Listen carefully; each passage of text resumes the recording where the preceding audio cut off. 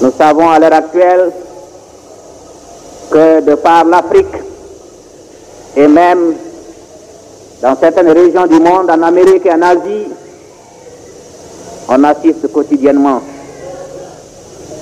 à des coups d'État, hélas quelquefois préparés et exécutés par la junte militaire. Nous, en République du Mali, une seule seconde,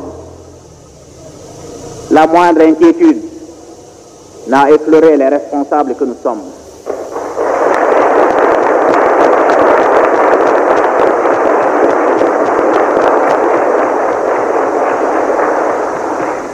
Parce que notre armée est une armée nationale qui sait que nous avons eu confiance en elle, pleinement confiance en elle, en demandant qu'elle soit seule chargée de la défense de notre indépendance nationale et de notre intégrité territoriale.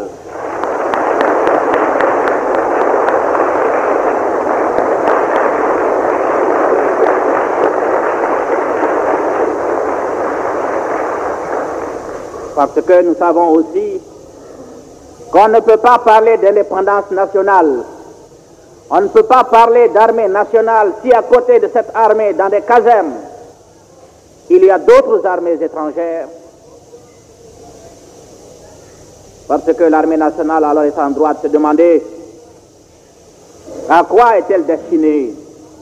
Est-elle une armée de parade ou alors une véritable armée nationale qui a vocation de défendre l'indépendance nationale et l'intégrité territoriale?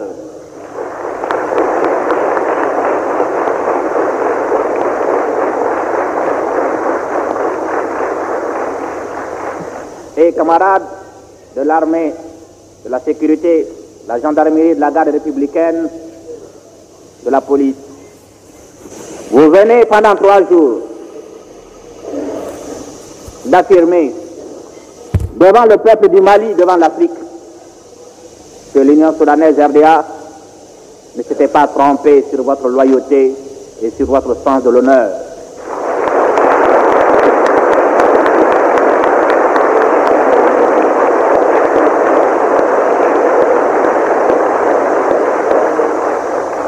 Il ne pouvait pas en être autrement, parce que vous êtes des Maliens, et le mot malien signifie bien de choses.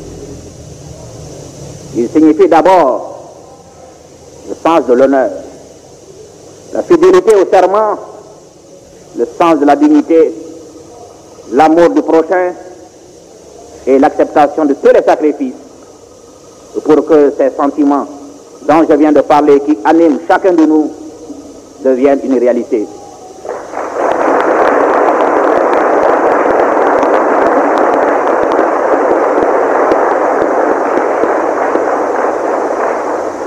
Camarades, notre devise, c'est plutôt la mort que la honte.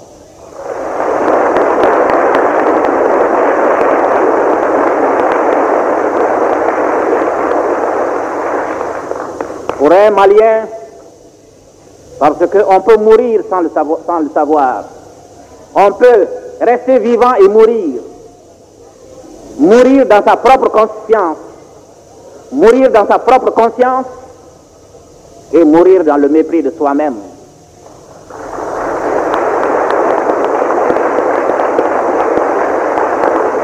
Eh bien, pour nous, la honte, c'est de violer un serment.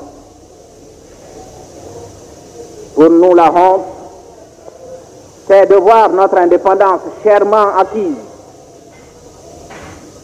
compromise par des Maliens qui auraient perdu de vue les belles vertus qui ont fait la gloire du passé de notre pays et qui demain seront les facteurs déterminants de la renaissance d'un Mali aussi prospère que l'ancien.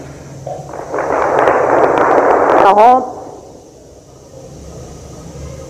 c'est aussi manquer à son devoir vis-à-vis de ses frères qui subissent encore le joug étranger,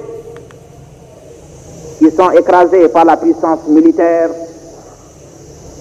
de certains pays comme le Portugal, l'Afrique du Sud, qui n'ont pas compris que la couleur de la peau ne constitue pas un handicap, mais que ce qui compte pour les hommes, pour tous les hommes, pour l'humanité, c'est ces belles qualités qui font de l'homme,